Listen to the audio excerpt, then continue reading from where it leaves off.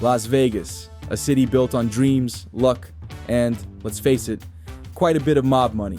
Behind the glittering lights and glamorous casinos lies a shadowy past filled with legendary figures, secret deals, and stories too wild to be fiction. Welcome to 10 in 10. Today we're diving into 10 fascinating mobster stories from Vegas' golden era. Number 10. Bugsy Siegel and the Flamingo. Benjamin Bugsy Siegel saw potential in a desert town few cared about. Using mob-funded money, Siegel built the Flamingo Hotel, turning a dusty stretch of land into the neon paradise we call Vegas today. But Bugsy's ambitious vision quickly spiraled out of control, running millions over budget and causing friction with his mob investors. On opening night, the Flamingo's incomplete rooms and casino left guests unimpressed, causing huge losses. Just months later, in June 1947, Siegel was brutally shot through his living room window at his Beverly Hills mansion. The crime remains unsolved to this day, though many suspect it was payback from his angry mob partners. His legacy? Vegas itself. Number 9. Frank Sinatra's mob ties. Old Blue Eyes wasn't just a singer, he was close friends with notorious mobsters, notably Chicago mob boss Sam Giancana. Sinatra's Vegas career flourished partly due to these infamous friendships. Giancana reportedly used his contacts to secure gigs and meetings for the young Sinatra, providing him protection and opportunities, but also controversy. The FBI closely monitored Sinatra for years, suspecting he acted as a courier between mob figures. Ultimately, they found nothing concrete, and Sinatra was never formally charged. But never charged doesn't necessarily mean not guilty.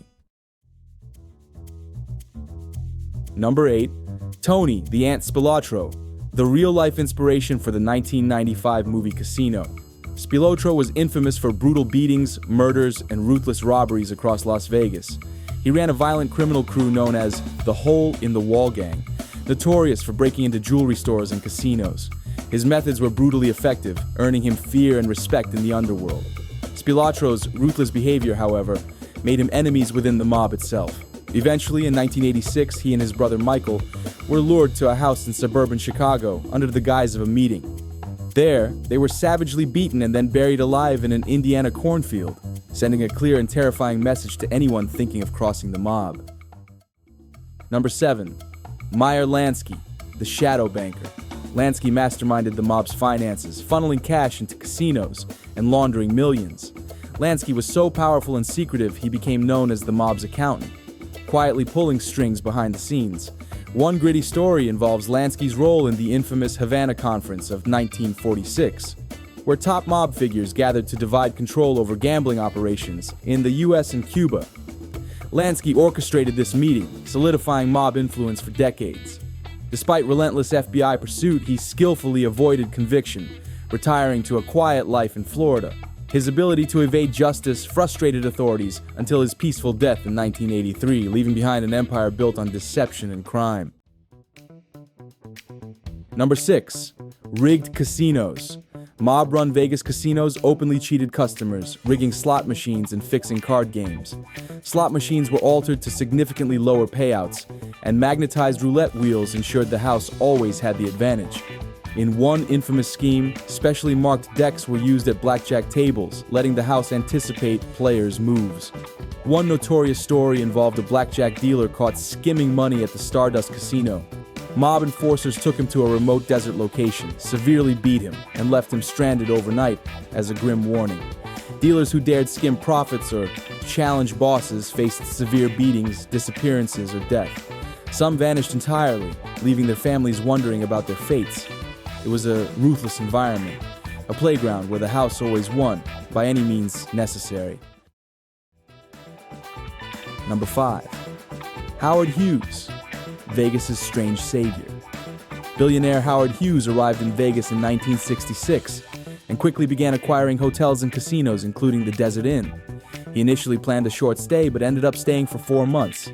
The owners requested him to leave, but Hughes refused to vacate his penthouse suite. Instead, he bought the entire property for $13 million. His reclusive and eccentric nature baffled the mob, and his vast financial resources rendered their threats meaningless. Hughes's influence and ownership brought increased scrutiny to casino operations, forcing mobsters into the spotlight and paving the way for legitimate business interests. Mob bosses watched helplessly as their hold on Vegas weakened, forever altering the city's balance of power. Number 4. The Stardust Skin. Mob bosses quietly siphoned millions from Vegas casino counting rooms, particularly at the Stardust Casino. Cash was secretly moved in suitcases, hidden compartments in cars, and even coffins.